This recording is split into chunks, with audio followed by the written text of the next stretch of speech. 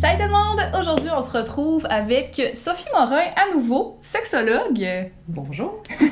Sophie, les gens qui ont peut-être pas écouté le premier épisode de nos réponses aux questions du public. On se remémorait que ça fait presque 1 an. C'est ça, ça fait bientôt 1 an, fait qu'il y a probablement des nouvelles personnes qui sont là avec nous, puis qui se demandent c'est quoi que ça fait un sexologue? Ça vient souvent là, dans la réponse des sexologues, ça dépend.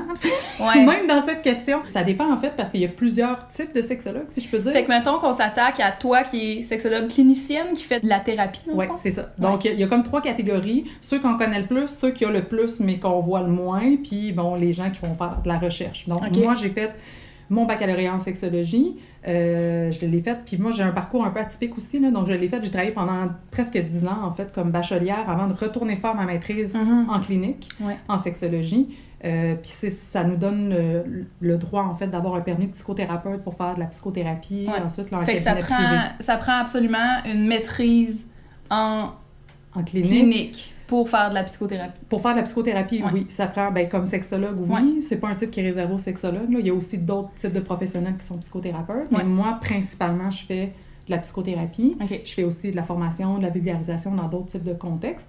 Mais donc, souvent, les sexologues qu'on connaît le plus, c'est ceux qui font de la psychothérapie. Par contre, c'est pas ceux nécessairement qui sont en plus grand nombre. Il y a beaucoup plus de diplômés qui vont avoir fait un baccalauréat en sexologie. Puis souvent, ceux-là, ils sont plus invisibles parce qu'ils sont souvent engagés pas avec leur titre de sexologue. Donc, ils sont sexologues, plusieurs sont membres de l'ordre, mais ils vont travailler, par exemple, dans des organismes communautaires. Il y en a qui vont travailler dans le réseau de la santé et des services sociaux. Une question qui m'a été posée puis que je trouve vraiment intéressante pour moi aussi, c'est qu'est-ce que tu préfères le plus dans ton métier? Il a fallu que je réfléchisse à cette question-là. Je crois que ce que je préfère le plus, c'est vraiment travailler avec l'humain. Je suis une personne qui aime bien comprendre les choses, tu sais, j'aime réfléchir, puis tout ça. Donc, ça me nourrit beaucoup intellectuellement, surtout le côté clinique, parce que l'être humain est assez complexe. Ça répond beaucoup à mon besoin de stimulation intellectuelle. C'est comme une enquête qu'il faut que tu fasses, là. Oui, en n'ayant pas l'attitude de l'enquêteur. Non, c'est ça, en y allant plus doucement. Donc, tu sais, il y a le côté clinique avec les clients, mais aussi tout le côté aussi d'essayer de comprendre, de faire des recherches, d'aller faire des lectures, d'aller dans des formations, de parler avec des collègues. Donc, je pense que ce métier-là me permet ça. Puis sinon, la façon dont moi j'ai choisi de faire mon métier, ça me permet aussi avec l'art. C'est moi qui choisis mon horaire. J'ai envie de nommer que je suis hyper privilégiée, là. C'est pas tous mes collègues qui ont la même réalité. Je peux faire de la clinique, mais je peux aussi, mettons, venir ici, puis parler avec toi, puis je peux faire de la formation, puis je peux décider de me donner des conférences. Ça me permet d'avoir cette flexibilité-là. C'est moi, très cool. aussi ce qui m'a amené à aller faire ma clinique, en fait. On va tomber dans les questions vraiment plus spécifiques. Il y a plusieurs femmes qui m'ont parlé qu'il y avait de la difficulté à arriver à l'orgasme ou juste que c'était long d'y arriver, peu importe le contexte. Qu'est-ce qui pourrait expliquer ça, puis comment y remédier? OK. Fait que là, on va commencer avec déjà le « ça dépend », puis je vais vous expliquer pourquoi ça dépend. Parce que, tu sais, en fait, là, on parle de baisse de désir sexuel ou de difficulté plus de difficulté à l'orgasme. Tu sais, pour être capable de savoir qu'est-ce qui fait que toi, t'as des difficultés à atteindre l'orgasme, mais il faut faire une évaluation. Fait que, tu sais, moi, habituellement, je prends, tu sais, c'est même 2 rencontres, là, de vraiment faire l'histoire de la personne, d'essayer de voir, parce que c'est sûr que si on prend les critères, on peut savoir, il y a ça, il y a pas ça, il y a ça, il y a pas ça, mais pourquoi, toi, ça s'est mis en place dans ta vie? Déjà, il faut essayer d'aller un petit peu plus creuser. Donc, qu'est-ce qui fait qu'on peut... Bon, donc ça, c'est la réponse, là. Fait que je vais, dans toutes les réponses aujourd'hui, je vais donner des hypothèses. Puis ça se peut que ça s'applique pas à vous. T'sais, ça se peut qu'il y en ait que oui, puis qu'il y en ait que non, puis c'est correct, puis c'est normal, puis c'est pas, faut pas toutes les avoir. Dans le fond, si vous avez un réel problème, allez consulter vous-même. Faut avoir une évaluation. C'est ça. Mais cela étant dit, par rapport à la difficulté à l'orgasme, ça peut être plusieurs choses. Donc, il faut aller voir s'il y a des difficultés au niveau du fonctionnement. Est-ce qu'il y a des difficultés au niveau des nerfs? Donc, tu sais, il pourrait y avoir quelque chose de physiologique, mais c'est moins souvent la cause. L'orgasme, en fait, pour être capable d'atteindre l'orgasme, peut-être qu'il faut comprendre un peu la réponse sexuelle. Donc, il y a à peu près 4 phases. Là. Donc, toute la phase de l'excitation va monter. Habituellement, il y a une phase de plateau. Puis ensuite, pour avoir l'orgasme, il faut vraiment qu'il y ait une grande montée. Puis ensuite, ça redescend, à peu près. Il y a des gens qui n'ont pas de plateau. Là. C'est des gens, mettons, des personnes qui ont une éjaculation rapide, mais eux, ça monte puis ça redescend. Il n'y a pas de plateau.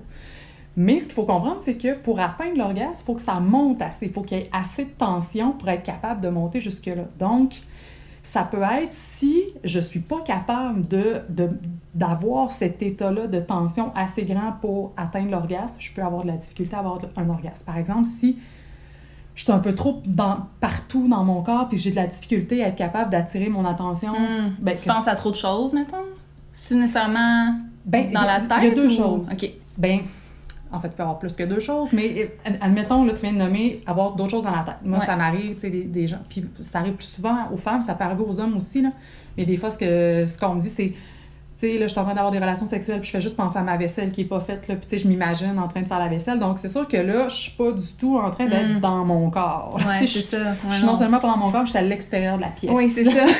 C'est ça, c'est... Ouais. Fait que je suis très loin de mon corps pour être capable de canaliser l'attention pour... Puis tu sais, là, je le fais vers les organes génitaux, mais tu sais, ça pourrait être ailleurs, mais tu sais, l'idée, c'est d'être capable de canaliser cette tension-là quelque part. Si tu canalises sur ta vaisselle, ben c'est difficile d'atteindre l'excitation. Fait que ça, c'est, mettons, une première catégorie d'hypothèses. L'autre chose, c'est que des fois, il y a des gens qui sont déjà hyper tendus. Fait que si je suis hyper tendue, si je suis hyper stressée, ben là, pour que mon corps soit capable d'augmenter le niveau de tension assez pour atteindre l'orgasme, ça se peut que ce soit pas possible. Ah oui, parce que t'es déjà ben trop tendu. C'est ça. Donc, mais souvent, puis les gens, souvent, ils s'en rendent pas compte. Ouais, non, c'est ça. Donc, ça peut être, puis tu sais, des fois, ce que je vais dire aux gens, c'est, ben comment, physiologiquement, là, vous êtes comment pendant les relations sexuelles?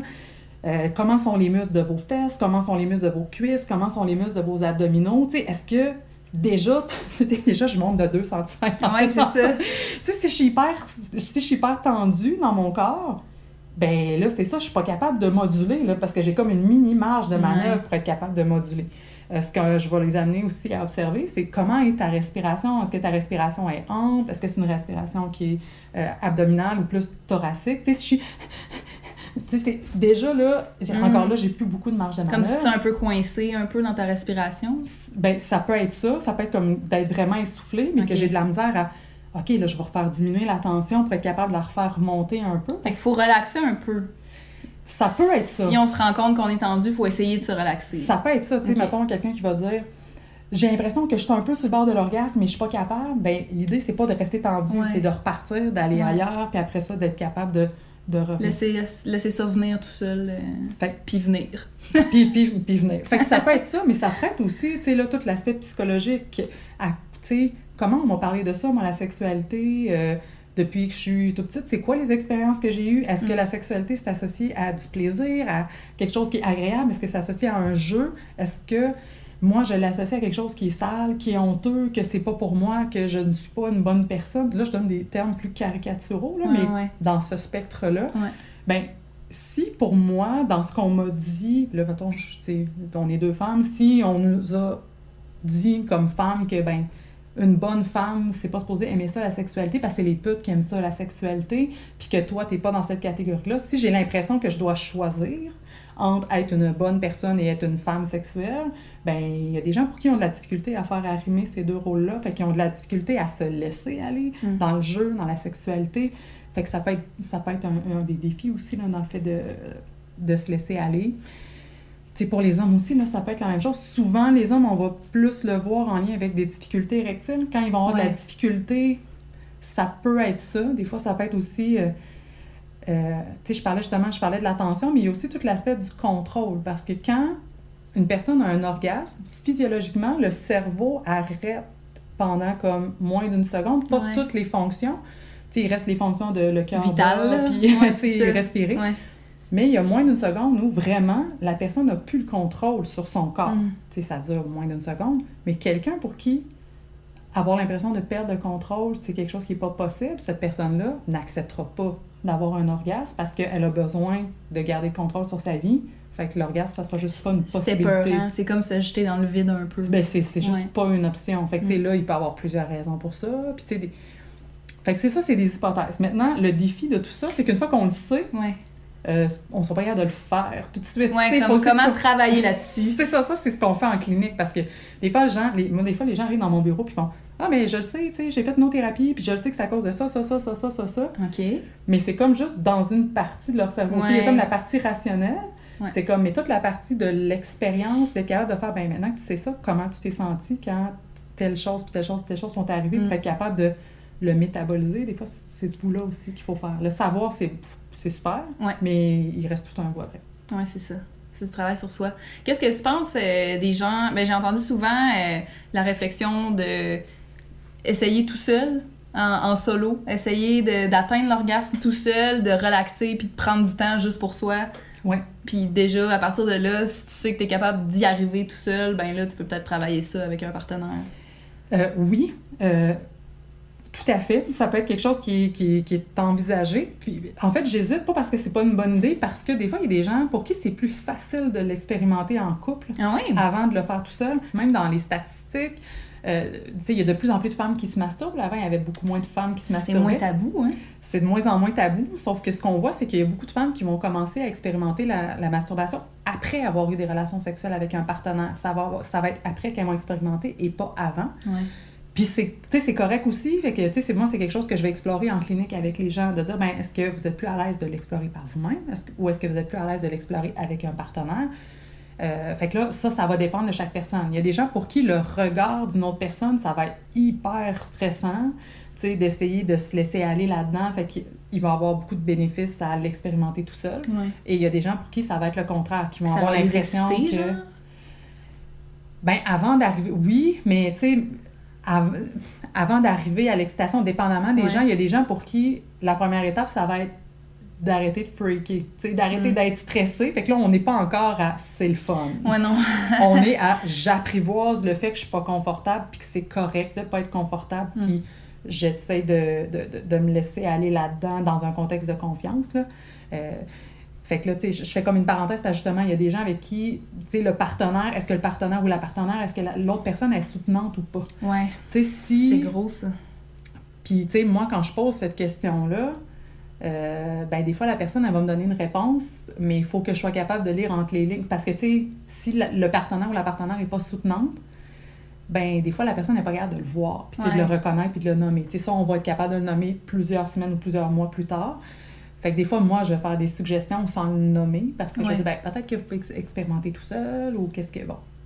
Fait que c'est ça. Fait qu'il y a beaucoup de... Tu sais, il peut y avoir différentes branches. Puis la masturbation, ça peut être une super idée, mais il y a des gens pour qui c'est vraiment anxiogène. Bon, on a l'impression de, mon Dieu, je peux pas faire ça, ça se fait juste en couple. Tu sais, la sexualité, c'est pas quelque chose qui m'appartient juste à moi. Donc, tu sais, ça va être utile de le faire. Est-ce qu'on va commencer par ça ou on va le faire après? Ben là, ça va dépendre de chaque personne. Une question que j'ai trouvée très intéressante, c'est est-ce que la pornographie peut être une façon saine de découvrir sa sexualité? Oui. Ça peut. Oui, en fait, c'est pas vrai. J'hésite pas. Oui, ça peut être une façon saine de découvrir sa sexualité. Est-ce que c'est la porte d'entrée pour découvrir la sexualité que je recommanderais? Tu sais, pas à un ado. Puis même pas à des gens qui sont très mal à l'aise avec la sexualité. Parce qu'il y a des gens, des fois, moi, justement, on parlait de baisse de désir sexuel, tout ça, il y a des gens pour qui il y a un malaise, là, tu sais, c'est comme, ils se voient pas comme un être sexuel. Tu sais, quand je les questionne, puis je leur dis, est-ce que vous avez du désir sexuel? Puis il y a des gens qui vont me dire oui, puis que quand je décortique, tu sais, je le reflète, mais vous avez du désir amoureux, vous avez envie d'être proche puis fusionnel avec votre partenaire, mais le désir sexuel, là, que vous sentez dans vos organes génitaux, que vous avez envie d'être dans du sexe, d'être dans le jeu, d'être dans ce contexte-là, tu sais, il y a des gens pour qui ça... que c'est très malaisant, puis qui voient ça comme « Eh ben, je me vois pas être dans ce rôle-là. Ouais. » Donc, pour ces personnes-là, de visionner du matériel pornographique, tu sais, des fois, tu sais, c'est souvent très animal. Ouais. Donc, si une personne pour ça dépend quel genre de porn, peut-être. Ça dépend, puis tu sais, il y en a qui est vraiment trash, mais bon. Donc, pour ces personnes-là, pour qui la sexualité s'est expérimentée dans un désir amoureux, tu sais, comme la marche est trop grande. Tu sais, il y en a qui vont faire « Mon Dieu, je suis pas de même, je veux pas être de même », puis ça peut pas être ça. Ce que je fais plus souvent dans ces contextes-là, c'est que je vais suggérer aux gens d'aller lire de la littérature érotique. Ah oui, c'est vrai, ça. Donc, parce qu'il n'y a pas l'image, la personne peut se créer ses propres images, puis de tout alimenter, tu sais, justement, la fantasmatique, l'univers érotique, puis... Tu sais, des fois, je dis, ben, parce que des fois, les gens ils disent, mais je sais pas comment fantasmer. Tu sais, j'avais une cliente qui me disait, mon chum, il me disait, ben là, t'as juste à fantasmer, puis elle paniquait parce que c'est comme, je sais pas comment on fait ça. Je disais, ben, tu sais, faites comme n'importe qui. Tu sais, je veux dire, tu sais, si vous faisiez n'importe quoi d'autre, vous iriez chercher du matériel pour vous inspirer, ben, comme, faites ça. Tu sais, vous allez lire des histoires érotiques, vous verrez qu'est-ce qui vous allume, puis qu'est-ce qui vous repousse. Puis après ça, ben, vous pourrez construire vos propres fantasmes, puis vous verrez. Fait que, tu sais, justement, cette personne-là, tu sais, des fois, elle arrivait, elle était là, j'ai lu des affaires, là, ça m'a vraiment pas excité, puis j'ai trouvé ça vraiment dégueu. Puis des fois, ça nous permet d'aller plus loin. Mais c'est correct aussi, parce que oui, tout n'est pas pour tout le monde. Exactement. Puis des fois, même que ça nous permet d'ouvrir des portes. Ah oui, OK, mais ça vous a écœuré, mais tu sais, ça parle de quoi? Puis... Est-ce que tu es capable d'en suggérer des lectures comme ça? Est-ce que y a-tu une liste? Comment on fait pour trouver de la littérature érotique intéressante? Ben, c'est ça. Intéressante, c'est tellement subjectif. Oui, c'est tellement... c'est vrai. Chaque personne... moi, je le fais pas de recommander... Ouais. Tu sais, honnêtement, je connais pas tant que ça la diversité. Tu sais, je sais qu'il y en existe beaucoup. Je sais que j'ai des collègues qui le font. Ouais. Mais il y a quelque chose que je trouve intéressant aussi dans le fait de laisser aller les gens dans...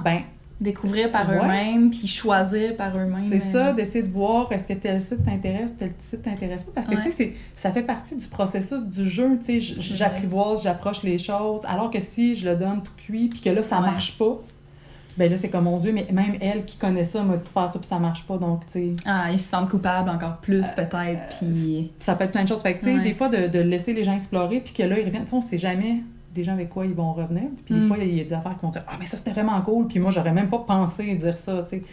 Fait que oui, la porno, ça peut être intéressant, mais plus souvent, je vais parler justement de littérature érotique quand quand la difficulté, c'est justement d'être capable de fantasmer puis de s'exciter. Parce que souvent, la porno, c'est plus graphique. Ouais. Puis tu sais, c'est comme... Tu sais, moi, j'ai déjà dit, tu sais, la porno, c'est comme le bye-bye là, à la fin de l'année. Tu sais, c'est pas représentatif d'une réalité tant que ça tout le temps. Des fois, oui. Ça peut être très caricatural. C'est ça. Pour les gens qui sont plus gênés et qui ont l'impression qu'ils veulent avoir plus d'idées, souvent, ça les déprime plus que d'autres choses. Mais encore là, ça dépend de bien des affaires. Fait que des fois, je propose des trucs qui risquent moins d'être choquantes.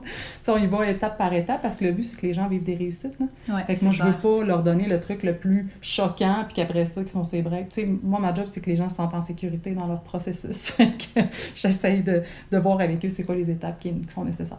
Il y a eu une question par rapport à la libido. On a parlé un peu de la diminution de libido. Mais quelqu'un qui me demandait comment on fait pour raviver la flamme quand on est pris dans une routine avec son partenaire. Ouais. Alors, là, puis moi, je suis un peu à contre-courant. Tu sais, souvent dans les couples, on va beaucoup parler de non, mais nous, tout va bien dans notre couple. Tu sais, c'est vraiment juste la sexualité que ça va pas bien, mais tout le reste va bien. Tu sais, souvent, en fait, comment je pourrais dire ça? Je pense que je vais commencer en disant, s'il y a déjà eu du désir sexuel dans le couple, puis qu'à un moment donné, il a diminué, c'est parce que s'est passé quelque chose dans votre couple, dans la sexualité. Pas juste dans la sexualité. Pas juste dans la sexualité, mais aussi souvent dans la sexualité. Tu sais, des fois, il y a des choses aussi qui font s'ajouter, mais il faut essayer de comprendre qu'est-ce qui s'est passé dans le couple. Puis, tu sais, des fois, les gens vont dire « Ah, mais on a des problèmes de communication. » Puis moi, je travaille pas comme ça. Quand les gens arrivent et me disent « Ah, nous, on a des problèmes de communication », souvent, je vais leur dire « Ben, je pense que vous communiquez très bien. Vous communiquez que vous n'avez pas envie de communiquer. Vous vous êtes très bien compris parce que ni un ni l'autre, vous le faites. Si vous ne l'aviez pas compris, il y en a un des deux qui insisterait. » Ils se l'avouent déjà qu'ils ont des problèmes de communication, puis ils ont pas essayé de travailler là-dessus déjà, tu sais. Fait que, tu sais, souvent, les gens, on communique beaucoup plus que ce qu'on veut croire qu'on communique, mais, tu sais, souvent, les gens, ils veulent comme pas trop le voir. Fait que, tu sais, quand il y a tu sais, souvent, la baisse de désir sexuel, c'est un symptôme de d'autres choses. Tu sais, c'est un symptôme de « je me sens pas à l'aise, je me sens peut-être pas en sécurité dans ma sexualité, puis je sens que mon partenaire ou ma partenaire veut pas le voir, l'a pas vu, le voit, puis il fait comme s'il le voit pas, le voit, puis il s'en excite, parce que des fois, il y a ça aussi.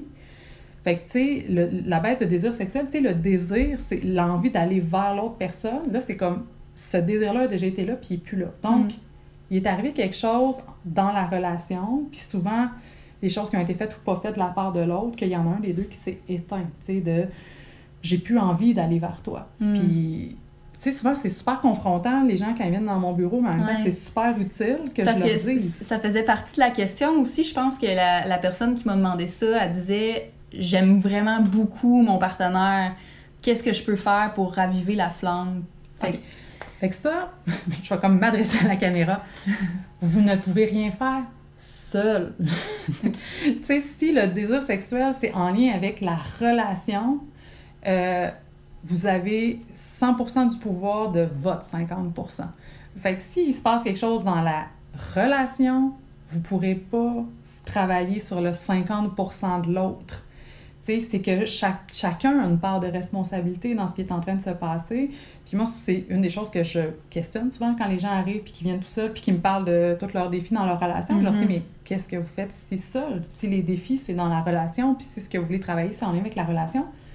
Je dis, moi, je peux pas faire de la thérapie de couple à distance. Tu sais, il faut comme qu'on parle de ce qui se passe. Tu peux pas faire passer le message par le client à son chum ou sa blonde. Là. Ben, des fois, c'est ce qui se passe. Tu sais, la personne à la maison est frustrée. Ben, c'est sûr. Contre moi. Ben là, cette thérapie-là, tu sais, j'ai des clients des fois qui me disent que leur chum ou leur blonde leur dit, ben là, c'est toi qui es en thérapie, comment ça se fait que moi, je suis aussi sollicitée? Ben, c'est parce que c'est la sexualité relationnelle, votre enjeu, c'est pas la masturbation. Donc, c'est sûr qu'il se passe quelque chose entre vous deux, puis qu'il va y avoir des choses qui vont se faire déplacer. Donc, oui, il y a des choses, tu sais, là, des choses qui peuvent se travailler seules.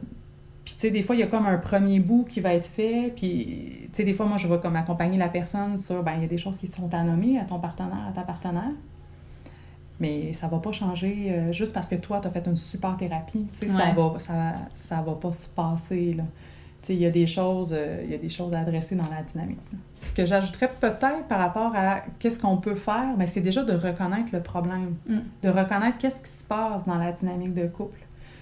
Tu sais, moi, ça arrive, puis tu sais, ça doit arriver là, presque chaque semaine, là, qu'à un moment, tu sais, justement, il y a un couple qui vient, tu sais, typiquement, un couple qui ont eu des enfants, qu'un des deux partenaires a plus de désir sexuel, puis là, ils se demandent pourquoi, puis il y en a un qui a plus de désir que l'autre, puis tout ça. Tu sais, des fois, c'est nécessaire que je nomme, ben monsieur, madame, vous êtes intrusif dans la sexualité. Tu sais, l'autre n'a pas envie parce que vous êtes tout le temps dans son espace. Vous ne lui laissez pas l'espace de désirer.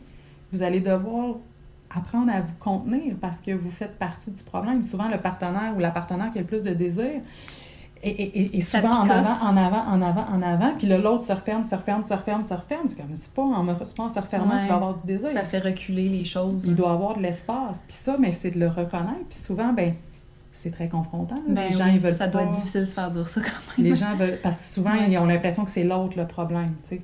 Alors qu'il y a quelque chose dans la dynamique. Est-ce qui fait que la personne qui se referme a du mal à mettre ses limites aussi? Est-ce qu'il y a quelque chose dans cette relation-là?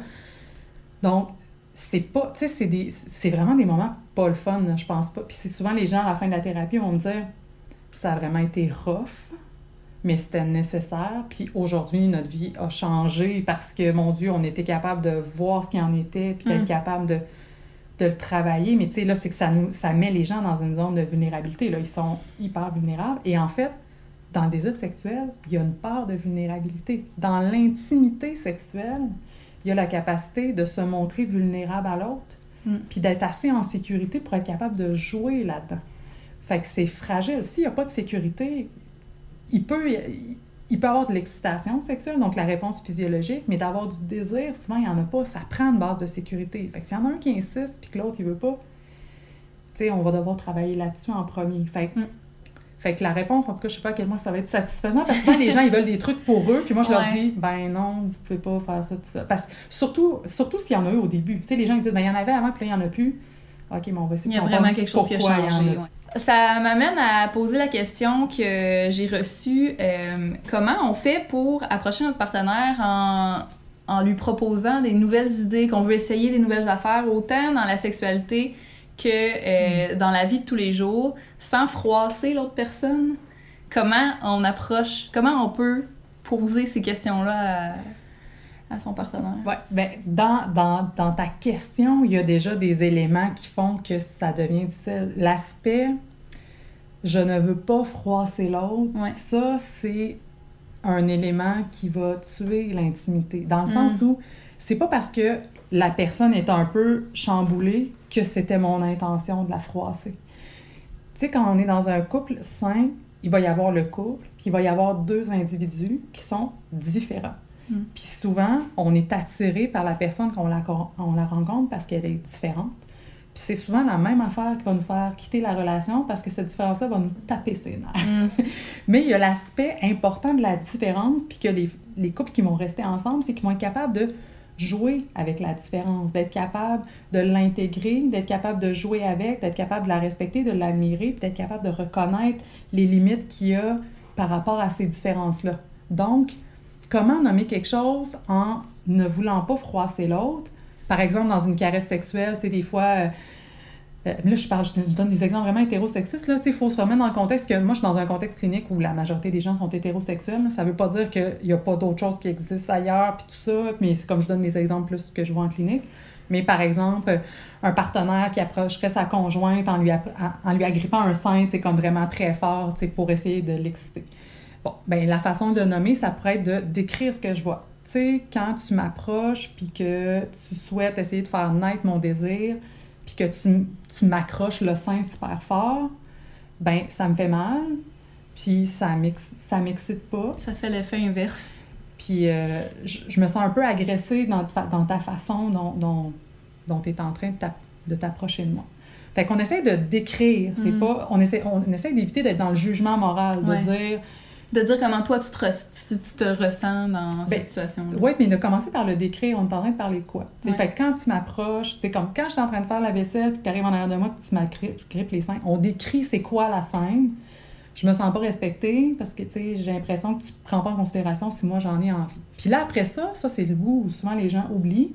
Ça va de dire, si tu as envie de te rapprocher de moi puis que tu as envie d'avoir des relations sexuelles, il faudrait que tu me fasses des caresses, d'autres formes de caresses. X. Genre, tu proposes quelque chose. Tu sais, si tu veux, moi, j'ai besoin que tu me flattes le cou, que tu m'embrasses dans le cou. Que tu me donnes un bec sur l'oreille, mettons. Puis que tu t'en ailles, puis que tu me laisses pouvoir venir vers toi. Tu sais, d'essayer de dire, ben OK, là, vous avez nommé ce que vous aimez pas, mais qu'est-ce que vous aimeriez pour la prochaine fois? Parce que c'est clair qu'ils peuvent pas deviner aussi. Ben des fois, les gens savent pas. Des fois, ils veulent pas le savoir. Ça, c'est comme une autre catégorie de problème. Mais donc, on décrit, on nomme qu'est-ce que ça nous fait vivre, puis on nomme, après ça, qu'est-ce qu'on souhaiterait pour atteindre cet objectif-là. Donc, fait, ça, c'est la première chose. Mais il faut aussi être capable de mettre un peu de côté l'idée « je ne veux pas froisser la personne » dans le sens où il y a personne dans la vie là, qui aime ça, se faire dire « Hey, en passant, ce que tu fais, j'aime vraiment pas ça. » Tu sais, c'est pas « Oh, yeah, super! » Non, c'est ça. Il va y avoir un petit côté de « Oh mon Dieu, je me sens pas très bien avec la situation. Ouais. » Mais ça, on a à apprendre à vivre avec. Tu sais, personne n'est parfait, puis tu sais, c'est pas un avantage d'être parfait non plus.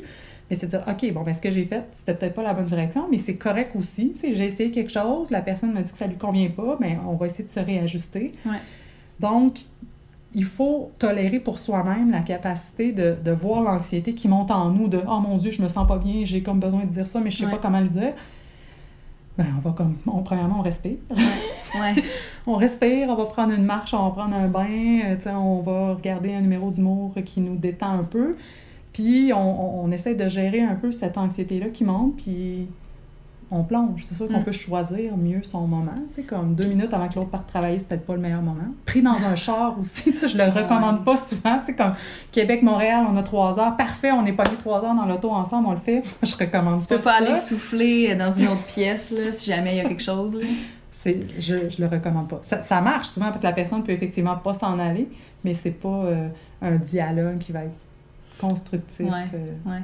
Puis c'est la même chose si je prends la situation que c'est pas nécessairement que la personne fait quelque chose que l'autre personne n'aime pas, mais mettons, la personne veut essayer des nouvelles affaires, veut intégrer quelque chose de nouveau dans leurs habitudes, mettons. Mm-hmm. C'est le même processus qu'on utilise un peu. Ben oui. Donc, as-tu un exemple de choses admettons, là, une fille, elle veut intégrer des jouets sexuels, mettons, dans leurs ébats. De demander des nouvelles choses comme ça, c'est de se montrer vulnérable. Mm-hmm. Donc, d'abord, il faut se poser la question pour soi-même, est-ce que je me sens en sécurité de faire cette demande-là dans ce contexte-ci? Parce que moi, des fois, je recommande aux gens de ne pas le dire tout de suite. Là. Si tu n'es pas prêt, puis si tu sens que la personne va mais vraiment mal réagir, là, des fois, il peut y avoir de la surprise, il peut y avoir de l'inconfort, mais il faut d'abord être capable d'assumer pour soi-même cette demande-là. De dire, est-ce que, oui, j'ai envie, maintenant, je suis prête d'être devant mon partenaire, puis que peut-être qu'il va un peu mal réagir, puis que c'est correct aussi, puis on va rester là-dedans, puis qu'on va prendre le temps que tout le monde s'apaise un peu, puis on va continuer à en parler. Fait que, tu sais, la première étape, c'est ça, c'est de se dire, est-ce que moi, je suis prête à vivre l'inconfort qui risque d'y avoir dans cette conversation-là? Puis est-ce que je sens que dans la relation, il y a assez de sécurité? Puis est-ce qu'on est assez en lien pour être capable d'en parler, même s'il y a un malaise? Donc, s'il n'y a pas ça, je vous suggère vraiment de pratiquer ça, d'essayer de développer des outils avec votre partenaire pour être capable de parler des choses un peu plus difficiles, puis peut-être pas de parler de quelque chose qui, pour vous, va être vraiment humiliant si la personne réagit mal. Fait qu'on y va avec on va y aller avec des petites choses, mais souvent, je recommande aux gens de ne pas se lancer dans le vide. J'avais utilisé cet exemple-là, tu sais, juste avec un casque de vélo. Tu fais pas de la chute libre avec juste ton casque de vélo. Non, c'est pas une bonne idée. Il faut que vous vous posiez la question si vous êtes en sécurité. Puis ça, c'est à vous de vous poser la question. Parce que des fois, les gens, ils se lancent dans le vide puis ils s'attendent à ce que les gens les attrapent. Mais des fois, les gens, ils sont pas disponibles pour vous attraper dans votre élan de vulnérabilité. Fait que vous devez aussi vous poser la question. Faut que vous ayez votre petit parachute dans le dos, là. Exact. Mais tu sais, on s'attend à ce que l'autre puisse nous rattraper aussi, mais s'il ne le fait pas, il faut aussi que vous vous demandiez... ton plan B. C'est ça. Pour pas que ça frappe trop. Ça, j'ai trouvé ça vraiment drôle comme question. Ben, drôle, parce que il arrive souvent que des femmes vont pleurer pendant ou après l'orgasme. Est-ce que tu connais la raison pour ça, ou... Mais j'expliquais un peu au début, tu sais, que l'orgasme, il y a comme une accumulation de tension, puis après ça, il y a un relâchement. Fait que, tu sais, ça peut être cette manifestation-là. Ça pourrait être autre chose aussi, mais il peut y avoir tellement d'intensité que la façon d'évacuer la tension, ça va être en pleurant. Il y en a que ça va être en riant. Il y en a qui vont tousser. Tu sais, c'est comme... Tout le monde n'a pas la même réaction physiologique, mais de la même façon que, tu sais, mon Dieu, j'ai tellement eu un choc que je me mets à pleurer, mais en fait, c'est... J'ai tellement eu de tension que là... ça relâche. Ça peut être ça. Ça pourrait aussi être relié à des éléments plus de trauma. Là, il faudrait évaluer ça, c'est autre chose. C'est ça. Mais là, on ne serait pas nécessairement après l'orgasme. Ça pourrait être ça. Mais la réponse un petit peu plus large, ce serait la tension qui se relâche. Ça se fait... ça peut se faire par les larmes. Ça se résulte en plein de... Parce que les larmes, c'est pas nécessairement juste associé à la tristesse. C'est ça. Ça peut être toutes les émotions. On peut pleurer de rage, on peut pleurer de colère, on peut pleurer de joie. Donc, tu sais, les larmes ne sont pas uniquement associées à la tristesse. Là, donc, vraiment. C'est quand même farfelu, cette histoire-là. J'aime bien ça. J'ai eu plusieurs personnes qui m'ont dit souffrir de vaginisme. Ça, c'est des douleurs là, pendant la pénétration, si je me trompe pas. Le vaginisme, c'est des contractions involontaires du muscle vaginal. Donc, c'est dépendamment du niveau, là, c'est que souvent, le muscle est tellement contracté, on n'est même pas capable de rentrer un Q-tips. C'est ça. Fait que c'est assez anormal physiologiquement parlant. Là. Puis il n'y a pas nécessairement de douleur dans le sens où, des fois, il n'y a juste rien qui rentre. Il n'y a rien qui rentre. Okay. Mais, tu sais, ça peut faire mal si on essaie de forcer, mais donc le vaginisme, ce serait ça. J'ai une femme qui m'a dit qu'elle consultait un physiothérapeute pour ça. Puis, mais que ça faisait pas effet. Est-ce que consulter un sexologue pourrait aider? Oui, en fait, ce qu'on voit là, dans les études scientifiques, qu'est-ce qui est le plus efficace pour le vaginisme, c'est souvent, il va y avoir la collaboration, il va y avoir les deux. Donc, il va y avoir de la physiothérapie périnéale et une sexothérapie aussi, pour essayer de voir les deux, parce que oui, il y a tout un apprentissage, puis tu sais, dépendamment encore... Parce que là, il y a du vaginisme qui est là depuis toujours, puis il y a des personnes, des femmes qui vont avoir du vaginisme plus récemment, donc c'est arrivé à un moment donné dans leur vie. Ça peut être après un trauma, ça peut être après un accouchement difficile, ça peut être après une agression sexuelle, ça peut être... Puis tu sais, des fois, j'ai une personne qui m'a déjà dit, à un moment donné, c'était juste trop dans ma vie, là, puis il n'y a comme plus rien qui rentrait, là, y compris aucun objet sexuel. C'était comme... Elle en avait trop dans sa vie, là, fait qu'elle voulait comme même plus... Puis ça a été... Tu sais, ça a duré quelques semaines, puis après ça, c'est parti.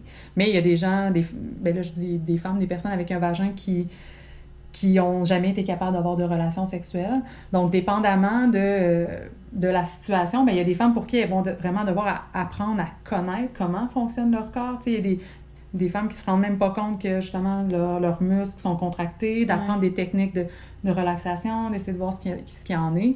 Il y a des personnes pour qui ça va être utile, mais oui, là, il peut y avoir des causes psychologiques. Pas psychologiques dans le sens de c'est dans ta tête, mais...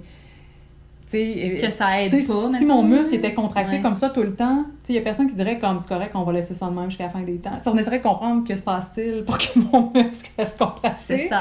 Donc, c'est un peu la même chose.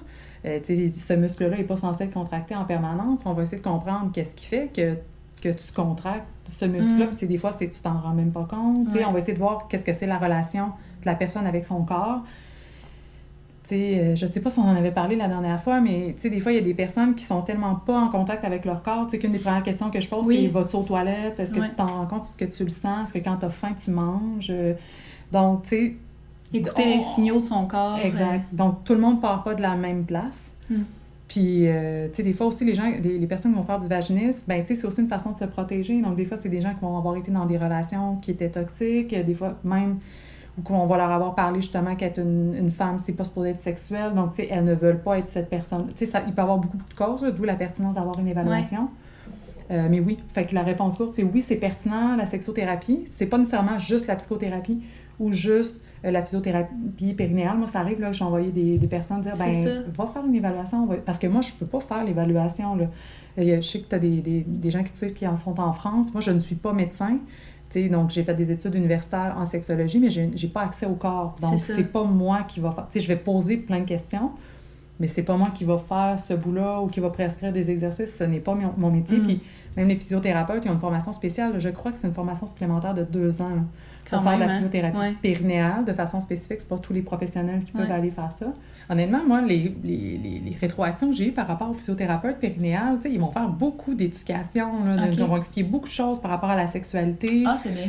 Il y a quelque chose de vraiment intime. Là. Donc, je te nommais à l'extérieur de la caméra que ça arrive souvent, la physiothérapie périnale, après un accouchement, parce que, bon, avec l'accouchement, des fois, il y a des déchirures, mais des fois, il y a des déchirures vraiment importantes là, qui vont aller jusqu'à l'anus puis jusque dans le canal anal. Fait que, j'ai une personne qui me disait, à un moment donné, t'es intime en tabarouette parce que moi, je suis là avec mon bébé, que j'essaie d'entertainer parce qu'il pleure, puis j'ai comme un dilatateur dans l'anus puis un autre dans le vagin. T'es comme, à un moment donné, j'étais devenue vraiment à l'aise avec la personne. C'est quelque chose d'hyper intime là, qui se crée avec cette professionnelle-là. Je sais pas s'il y a des hommes, mais il y a beaucoup plus de femmes. Donc, oui, souvent, ils vont faire de la psychopédagogie. Plusieurs vont référer vers des sexologues s'ils voient qu'il y a quelque chose qui est plus loin que juste l'aspect physique. Par rapport au vaginisme, mais là, c'est ça. Est-ce que, ça se peut qu'il y ait un médecin qui ait dit, ben, va voir une physiothérapeute, puis c'est pas nécessairement psychologique, non? Ça dépend là où les gens en sont. Des fois, il y a aussi l'aspect psychologique. Les gens, des fois, ils veulent penser que c'est leur corps, puis que c'est juste leur corps, puis des fois, c'est le cas, puis des fois, c'est pas le cas. Fait que des fois, c'est moins confrontant d'aller en physio avant d'aller en thérapie, parce qu'on a l'impression qu'ils sont plus brisés. C'est encore tabou, hein, consulter pour sa tête, là, c'est encore bien trop tabou, puis je trouve ça bien plate. Puis en sexo, encore plus. Souvent, les gens, moi, tu sais, il y a des gens qui vont dire « Ah, je suis allée voir un psy, mais là, j'étais comme rendue de parler de sexualité, tu sais. » Puis là, ils étaient prêts à ouvrir, puis bon, c'est sûr que là, tu sais, moi, j'ai aussi beaucoup de gens qui viennent me voir qui ont des histoires très, très lourdes, là. Fait que, tu sais, c'est important de remettre en contexte que, tu sais, des fois, si vous entendez des sexologues cliniciens, tu sais, dans les médias, c'est que nous, on a une population qu'on va dire clinique. Tu sais, on a les gens qui ont des défis. Donc, tu sais, il y a plein de monde dans la vie qui n'ont pas ces défis-là. Ça veut dire que, tu sais, comme la sexualité, ça peut être aussi beaucoup d'autres choses que ce que les sexologues cliniciens disent. Donc, tu sais, puis moi, j'ai des personnes qui viennent me voir qui ont particulièrement beaucoup d'histoires de violence, tu sais, multiples, dans toutes sortes d'histoires. Donc, tu sais, je parle aussi de ces situations-là, mais tu sais, des fois, ça va être beaucoup moins sévère, là, donc c'est pas toujours aussi... Tu sais, c'est pas nécessaire d'attendre que ce soit aussi grave que ça. Ouais, c'est ça. Des fois, ça peut être, ben, je me pose une question, j'aimerais ça... Tu sais, des fois, il y a des gens qui viennent me voir, bon, j'avais une question, là, j'aimerais ça savoir telle affaire, fait qu'il y a des rencontres, je vais faire plus de la psychopédagogie, puis des fois, ils voient bien qu'il y a des choses qui pourraient être plus loin, mais ils font comme, moi je pars avec ça, puis peut-être je reviens un jour, ou pas. Ouais, puis c'est déjà un premier pas quand même dans la bonne direction, là. Puis c'est bien correct aussi, exact. Il y a, je sais pas si tu as déjà entendu parler de ça, de la perte de désir sexuel suite à la prise de contraceptifs hormonaux. On a beaucoup entendu ça, il y a beaucoup d'articles qui sortent là-dessus. Qu'est-ce que tu penses de ça? Ben oui, c'est un effet secondaire qui est répertorié assez souvent. Que, tu sais, dépendamment de la sensibilité de chaque personne, donc il y a des gens qui vont avoir beaucoup d'impact. Tu sais, on s'est connu là, qu'il y a certains médicaments qui ont un impact sur la sexualité. T'sais, entre autres, les antidépresseurs là, sont assez reconnus pour la diminution du désir sexuel, même la difficulté à atteindre l'orgasme. Donc, dépendamment de chaque personne, du bagage génétique, de plein d'affaires, ils peuvent avoir plus ou moins d'impact avec le contraceptif hormonal ou pas. Fait que oui, ça existe. Là, je suis pas médecin, fait que je vais beaucoup de difficultés. Moi, souvent, je vais référer les gens vers leur pharmacien ou leur pharmacienne, d'avoir quelqu'un de confiance à qui on peut poser des questions, là, qui font pas juste comme donner le petit sac, puis c'est fini. Fait que oui, ça se peut. T'sais, moi, des fois, je vais dire aux gens, ben si vous avez l'impression qu'il y a un impact sur vous par rapport aux hormones, ben peut-être que le stérilet avec hormones, c'est peut-être pas le meilleur moyen pour vous parce que ça va être cher, puis c'est un peu plus compliqué à enlever. Si t'es pogné avec pendant 4-5 ans, là... C'est ça, des fois, c'est plus 3 ans, mais... fait que ça. L'autre chose, par contre, sur laquelle, c'est ça, je vais attirer l'attention plus sur ce que moi je fais comme travail, mais des fois, la pilule contraceptive, ça vient aussi avec un moment clé dans la relation. Tu sais, comme la cohabitation aussi. C'est que moi, c'est ça. C'est que des fois, il y a comme un niveau d'intimité qui va augmenter aussi par rapport à la relation au moment de prendre le contraceptif hormonal. Puis des fois, ça peut être ça aussi qui va faire diminuer le désir sexuel. Je suis pas en train de dire que la pilule n'a aucun effet, mais il pourrait aussi y avoir ça. Ça peut être deux choses qui concordent dans le temps, dans le fond. Tu sais, comme la cohabitation, tu sais, des fois, les gens vont dire « Ah, on a emménagé ensemble, puis tu sais, tranquillement, pas vite, le désir sexuel a diminué. » Puis tu sais, des fois, c'est aussi le moment où est-ce qu'on a abandonné le condom, on a fait les tests, puis là, j'ai pris la pilule, puis fait que là, tu sais, des fois, il faut aussi voir le contexte dans la relation, à quel moment cette pilule-là a été prise. Mais oui, il y a un impact. Tu sais, moi, c'est des gens, peut-être plus dans mon entourage là, qu'en clinique, mais qui ont pris la pilule très jeune, puis qu'à un moment donné, ils arrêtent de la prendre, puis que là, ils sont comme, mon Dieu, je connais pas mon corps. Tu sais, je sais pas. Parce que, tu sais. Ils se rendent compte qu'ils ont des désirs sexuels bien plus qu'ils pensaient. Mais des désirs sexuels, mais tu sais, je veux dire, le cycle hormonal, tu sais, d'une femme, quelqu'un qui a un appareil reproducteur féminin, tu sais, c'est un cycle. Ouais. Tu sais, il y a des fluctuations, il y a des moments où la personne va sentir qu'elle a plus d'énergie, des moments où est-ce qu'elle va être plus repliée vers elle. Puis là, ben l'intensité peut jouer pour toutes sortes de facteurs, mais oui, là, tu sais, donc il y a des gens, tu sais, si une personne qui va avoir pris des contraceptifs hormonaux très jeune, mais va peut-être moins connaître cette partie-là d'elle, donc il va avoir comme tout un réapprivoisement, tu sais. J'en fais partie, je dois dire. Moi, j'ai pris la pilule de très jeune, vers 14 ans, je pense, parce que j'avais trop de douleurs pendant mes menstruations. Ouais. Puis je connais pas mon cycle, pas en tout, là. Je l'apprends, je prends mon contraceptif en continu depuis plusieurs années aussi, maintenant. Fait que j'ai aucune idée. Moi, j'avais vu une conférence, peut-être qu'on pourrait mettre le lien, en tout cas, tu verras, mais d'une personne qui parlait qu'elle a fait un arrêt de travail parce que elle connaissait tellement mal son cycle qu'elle essayait toujours d'avoir le niveau d'énergie des 3-4 jours où est-ce qu'elle en avait plus dans son cycle, puis elle avait tout le temps l'impression qu'elle n'en faisait pas assez, fait qu'elle était tout le temps décalée par rapport à son énergie. Parce qu'au lieu de se voir comme une personne qui fonctionne sur un cycle de plus ou moins un mois, puis de répartir son énergie, de dire, ben ces journées-là, j'ai plus d'énergie, fait que oui, je travaille puis je fais plein d'affaires, puis il y a des journées, des semaines ou des journées où j'ai moins d'énergie, j'en fais moins, mais qu'au bout du mois, ça se balance, mais qu'il faut le voir sur un mois et pas par jour. Puis elle a monté toute une formation, puis je trouve, tu sais, moi, je l'ai recommandé des fois aux gens pour dire, mais vous connaissez-vous? Puis, tu sais, souvent, les gens, ils vont voir ça comme très caricatural, puis vont dire, ah, ben, bon, les filles sont tout le temps frustrées dans leur menstruation. Ben, oui puis non, mais oui, il y a quelque chose où il y a des moments où t'es plus porté à aller vers l'extérieur, puis il y a des moments où t'es plus renfermé sur toi. Puis c'est correct. C'est full normal, là. Tu sais, si tu te connais, ben tu vas plus être capable de te situer puis de faire « Ah oui, c'est vrai, je suis rendue là. » Puis oui, il y a des moments dans le cycle où il y a plus de désir sexuel. Tu sais, souvent, on va beaucoup parler du moment autour de l'ovulation. Il va y avoir plus de désir sexuel, mais aussi beaucoup, quelques jours avant d'être menstrué, qu'il va y avoir un pic aussi souvent de désir sexuel. Puis tu sais, j'entendais des femmes qui nommaient, qui disaient qu'elle voyait une distinction, qu'il y avait comme plus le désir de maternité autour de l'ovulation, puis que souvent, juste avant les menstruations, c'était beaucoup plus un désir qui était justement sexuel, animal, donc des femmes qui observaient ça. Tu sais, il y a comme toute une fluctuation d'hormones, puis dépendamment de la sensibilité de chaque personne, elles vont le vivre de façon différente. Tu sais, c'est comme les fameux SPM. Moi, ce que je constate des gens, c'est que souvent, c'est la période où une personne qui va avoir de la difficulté à s'affirmer, comme l'aspect hormonal va l'aider à ce moment-là. Mais ça ne sera pas des choses nouvelles, tu sais, qui vont être nommées à ce moment-là. C'est des affaires qui tapent ses nerfs, mais qu'elle nomme jamais à d'autres moments.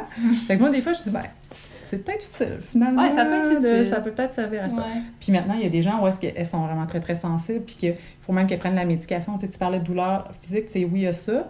Mais il y a aussi tout l'aspect vraiment là, émotionnel. Tu sais, je pense que c'est comme 2% de la population qui vont même prendre des antidépresseurs parce que, tu sais, c'est 3 semaines par mois là, qu'elles se peuvent plus, puis que, tu sais, c'est comme Hulk, là. Puis donc là, tu sais, là, c'est fou quand même. Ça crée vraiment une détresse. Donc, puis il n'y a pas beaucoup de recherches, tu sais, il y en a un peu plus, là, mais tu sais, la sexualité des femmes, tu sais, c'est comme ça sert à rien, tu sais, t'as mal, ça nous dérange pas trop. Là, tu sais, il y a aussi l'endométriose qui va aussi beaucoup jouer par rapport à tout ça.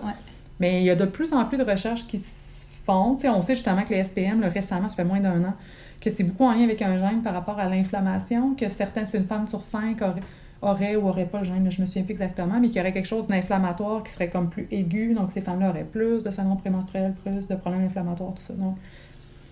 Puis souvent, ce qui est triste, c'est qu'il y a très peu de médecins qui sont à l'écoute de ces symptômes-là, puis quand la femme va se confier à son médecin. C'est vraiment plate, là. On a vraiment pas des beaux exemples, des fois, qui arrivent dans les médias, là. Pas juste dans les médias, mais tu sais, juste des gens qui se confient là-dessus. Puis d'ailleurs, il y a un site web là, par rapport à ça, avec des médecins qui sont... c'est quoi déjà? Gynéco-positif. Oui, c'est ça. Gynéco-positif. Positive ou positive? Oui. Positive. Où il y a un répertoire, dans le fond, de médecins qui est super, que vous pouvez vous sentir à l'aise à aller consulter, puis qui vont être très à l'écoute sur plein de sujets dans ce genre-là. Mais c'est parce que moi, ce que je constate souvent, c'est que les médecins, ils ont comme l'impression que l'information est neutre. Eux, ils se disent, c'est normal, c'est le même, donc c'est pas pertinent de l'adresser, plusieurs médecins n'adressent pas le côté émotionnel parce qu'ils ont l'impression que c'est pas leur job. Mais souvent, il y a comme beaucoup d'inquiétudes. C'est comme... Moi, je sais que j'ai vécu autre chose. Puis ça existe encore, là, tout l'aspect des cliniques jeunesse. Là. Donc, dans les cliniques jeunesse, dans les centres de santé des femmes, c'est des gens qui vont prendre le temps d'avoir un rendez-vous avec les personnes pour expliquer puis tout ça. C'est vraiment pas tout le monde qui a eu la chance d'avoir ça. Mais il y a peut-être moins, dépendamment des environnements, là, cette espèce de transmission-là de... Oui, on le sait qu'il y a des menstruations, mais vraiment de savoir comment tu vas te sentir dans ton corps, qu'est-ce que ça peut avoir comme différence. Puis le fait de prendre la pilule contraceptive très jeune, moi, des fois, je me sens à contre-courant, mais je vais recommander aux gens, pourquoi prendre la pilule contraceptive aussitôt? Des fois, les gens vont dire, je veux pas être enceinte. Oui, mais de toute façon, il y a des ITS, là. Donc, il y a... Faut prendre le condom quand même. Puis, il y a comme quelque chose de... Tu peux apprendre à apprivoiser ton corps, c'est correct. Puis, c'est intense, mais d'essayer de connaître un peu plus. Puis, bon, il y a des gens qui ont justement des gros problèmes physiques. Là. L'idée, c'est pas d'être masochiste là-dedans, mais c'est correct d'essayer d'apprendre à voir qu'est-ce que ton corps est en train de te dire, de l'apprivoiser, de t'arrêter quand ton corps te dit que ça va plus. Que oui, ça se peut que toi, tu aies besoin d'avoir une journée bien relax la première journée de tes menstruations, puis ce serait bien correct aussi. Il y a comme cette espèce d'idée-là de standard de performance, que l'égalité entre les hommes et les femmes, il faut que les femmes soient comme les hommes, alors que non, il y a certaines journées du mois que c'est moins probable. Mais, puis c'est très... Puis là, je suis en train de dire ça, puis je sais qu'il y a des aspects délicats là-dedans, parce qu'il y a des gens qui vont... Puis oui, les femmes font ce qu'elles veulent avec leur corps, là, comme clairement, mais j'ai comme envie d'amener l'aspect de réflexion de... C'est correct aussi, sans vouloir dire que je suis naturelle puis je suis contre le chimique, les médicaments, c'est pas ça pantoute. C'est plus de dire, tu peux apprendre à apprivoiser ton corps. Ouais. Une question vraiment sujet chaud, en fait, de l'heure, que beaucoup de gens en parlent, c'est comme quasiment la mode, les couples ouverts. Est-ce que c'est quelque chose qui peut être sain? Est-ce que ça peut être sain pour les deux parties? Oui. D'accord. La réponse courte, c'est oui. Oui. Oui, ça peut être sain. Ouais. Maintenant, c'est qu'est-ce qui fait que deux personnes en arrivent à cette réflexion-là ensemble? Qu'est-ce qui fait qu'il y a un désir d'avoir un couple ouvert? Parce que justement, on en parle de plus en plus, tout l'aspect du polyamour, puis d'être dans c'est ça, d'être plusieurs personnes dans une relation, de ne pas avoir de relation d'exclusivité. Il y a un sexologue là, qui est en train de faire son doctorat aussi là, sur les différentes configurations de couple ou configurations amoureuses, puis tout ça. Qu'on est beaucoup dans un modèle de couple monogame. Fait oui, ça se peut. Maintenant, là encore, je parle de ce que moi j'observe en clinique parce que les gens qui viennent me voir, c'est des gens qui souffrent. Donc, les gens qui vont bien, ils m'appellent pas. C'est ça. Pour me dire qu'ils vont bien. Fait que là, t'as juste les mauvais exemples. Fait que, oui, ça se peut. Puis, moi, c'est déjà arrivé comme dans un suivi où, justement, tantôt on parlait de désir sexuel, que les deux personnes n'ont pas le même désir sexuel. Fait que là, il faut observer, ça parle de quoi? Est-ce que ce désir-là a toujours été décalé, puis que là, c'est comme une source de frustration, puis que eux se disent, là, nous, on s'aime, on veut pas se laisser, puis il y a comme cet aspect-là où vraiment on n'est pas à la même place.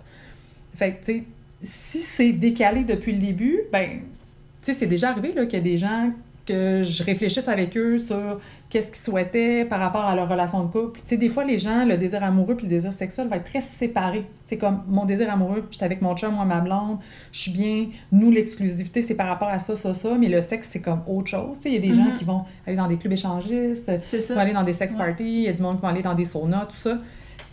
Oui, ça se peut. L'idée de ça, c'est d'être dans le respect de chacun. C'est ça. De façon sincère et authentique. Ouais. De pas faire ça pour faire plaisir à l'autre, mettons, puis... c'est de se respecter là-dedans, tu sais. Puis, tu sais, là, la mode qu'on voit... Tu sais, oui, là, de façon plus stéréotypée, on va avoir des gens que je veux pas perdre l'autre, fait que j'accepte parce que je veux pas perdre l'autre, puis sinon je vais perdre l'autre. Ouais. Tu sais, c'est sûr que moi, les gens, quand ils viennent me voir, tu sais, je les amène à réfléchir sur, ben, qu'est-ce qu'ils veulent, qu'est-ce qui est le plus important pour vous. Puis, tu sais, je vais souvent dire aux gens, tu sais, la personne qui devrait être le plus important dans ta vie, c'est toi. Toi-même, oui. Tu sais, la personne que tu devrais aimer et respecter le plus, c'est toi. Est-ce que tu sens que tu es là-dedans en ce moment, dans cette décision-là? Ouais, c'est bon, ça, comme réflexion. C'est fort, là. Puis, tu sais, c'est ça, tu sais, ouais, des fois, j'ai comme des images que, tu sais, les gens qui sont comme, mais là, il faut que je fasse le ménage de ma maison. Je suis comme, mais est-ce que les miettes sur ton plancher ont vraiment plus de valeur que toi? Parce qu'en ce moment, dans ta hiérarchie, tu fais passer les miettes sur le plancher avant toi. Ouais, c'est ça. Des fois, les gens sont comme, ouais, j'avais pas vu ça de même. Faut que tu prennes du temps pour toi-même. Fait que, tu sais, les couples ouverts, si c'est pas pour éviter quelque chose d'autre, c'est pas incorrect. Mais, tu sais, là où c'est souvent un problème, c'est pas... Tu sais, des fois, moi, je vais demander de quoi on est en train de pas parler en ce moment, là, en parlant de couple ouvert. Là. Est-ce qu'on essaie d'être dans l'évitement d'un sujet qui crée trop d'anxiété puis qu'on n'est pas capable d'en parler? Des fois, c'est ça. Des fois, c'est pas ça. Puis, tu sais, être dans une relation, peu importe la relation, puis, tu sais, peu importe que ce soit du polyamour ou une relation monogame plus standard, tu sais, quand on fait un choix, c'est qu'on renonce à autre chose aussi. Puis, à partir du moment où on est plus qu'une personne, qu'on est dans une relation, ben tu sais, chaque personne va avoir des limites, puis c'est normal et c'est sain, tu sais, de pas avoir aucune limite. Tu sais, il y a des gens que leurs limites sont vraiment loin, mais qui en ont. Ouais. Mais c'est important d'être capable de se respecter, de dire, cette limite-là, je ne la dépasserai pas. Puis, tu sais, à un moment donné, si l'autre personne insiste pour toujours dépasser cette limite-là, c'est comme, ben, tu sais, il faut qu'on soit capable de se respecter. Il y a des limites qui sont négociables, puis il y a des limites qui ne le sont pas. Puis, tu sais, il faut pas se négocier soi-même. Tu sais, c'est les limites du couple qui peuvent être réfléchis ensemble, mais vos limites individuelles, tu sais, c'est dangereux de se perdre, en fait, là. Ouais. Puis tu sais, c'est ça, puis à un moment donné, de ne pas être capable de se respecter parce qu'on ne sait même plus où sont nos propres limites, puis tu sais, s'il y a comme quelque chose, il y a une perte de repère, donc, tu sais, c'est ça. Fait que, tu sais, c'est le genre de réflexion que si vous vous posez la question d'être accompagné par quelqu'un pour peut-être 1, 2, 3, 4 rencontres, c'est pour essayer de voir qu'est-ce qu'on veut par rapport à tout ça. Tu sais, ça se peut que ce soit hyper sain. Tu sais, moi, un couple à qui je pense, là, tu sais, je leur avais même donné une feuille sur c'est quoi les questions, puis c'était comme, OK, bon, ben comment vous allez baliser ça? Puis on avait discuté pendant une rencontre ou deux sur qu'est-ce que vous avez le droit, qu'est-ce que vous n'avez pas le droit, puis tu sais, il était un peu traumatisé parce qu'il était comme, tu sais, on avait peur de se faire juger. Souvent, les gens, tu sais, nous, ça arrive souvent, là, des gens qui sont, tu sais, qui ont toutes sortes de pratiques sexuelles, tu sais, hétéroclites.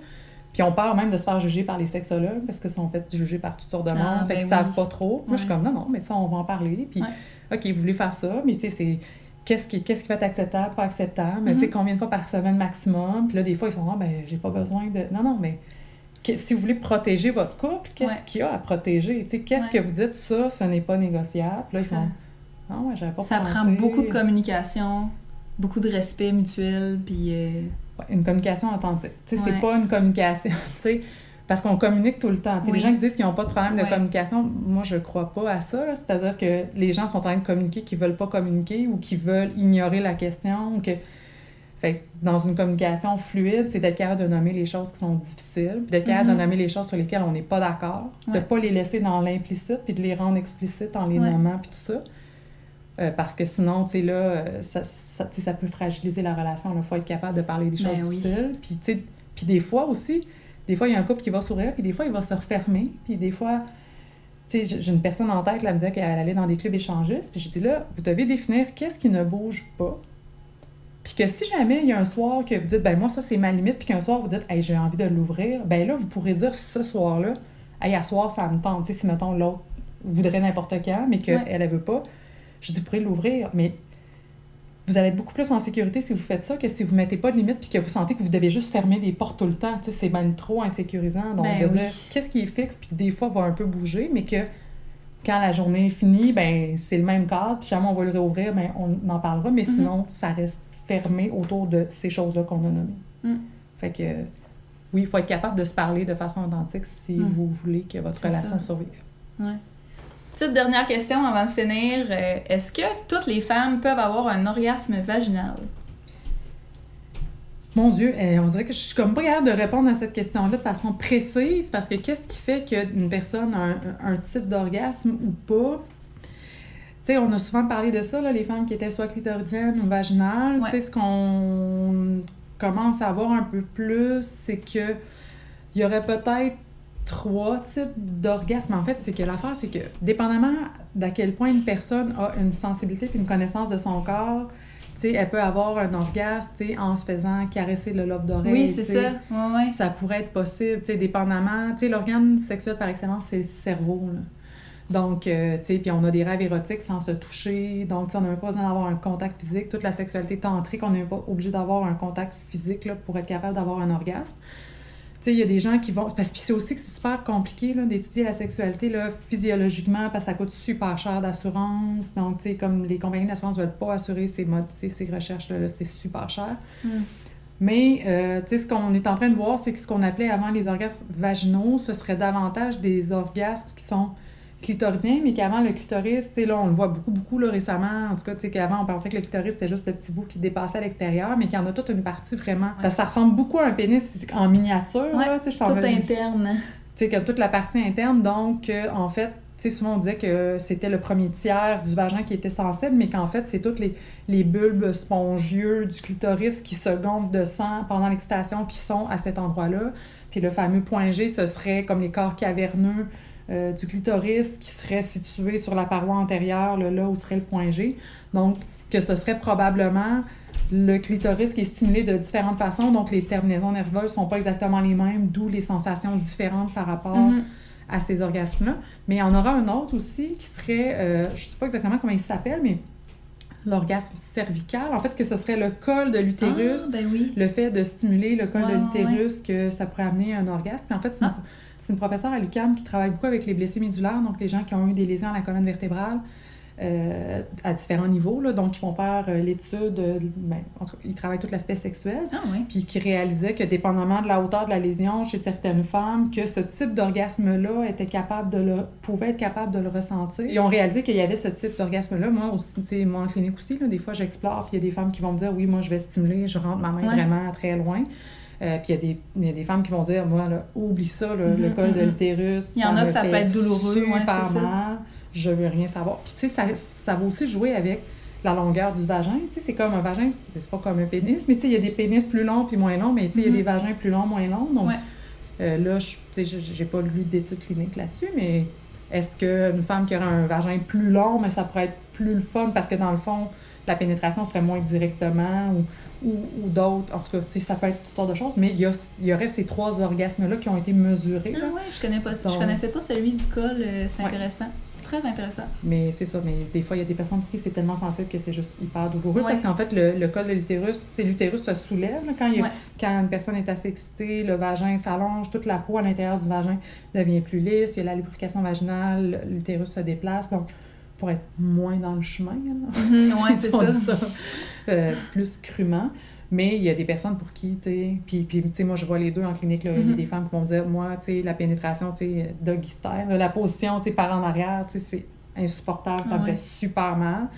Puis il y a des femmes qui vont dire, moi, je capote, tu sais, c'est ça que je veux, puis c'est ça que j'aime. Donc, tu sais, les deux se peuvent. Donc, ce seraient les 3 types d'orgasmes, mais maintenant, il y a aussi des femmes qui vont, ou des hommes, ou peu importe, des personnes, que ça va être les mamelons. Juste faire des caresses X. Parce que, tu sais, comme ça, quand on pense sur toutes les pratiques sadomasochistes, tu sais, des fois, juste le contexte, il n'y aura même pas de contact physique tant que ça.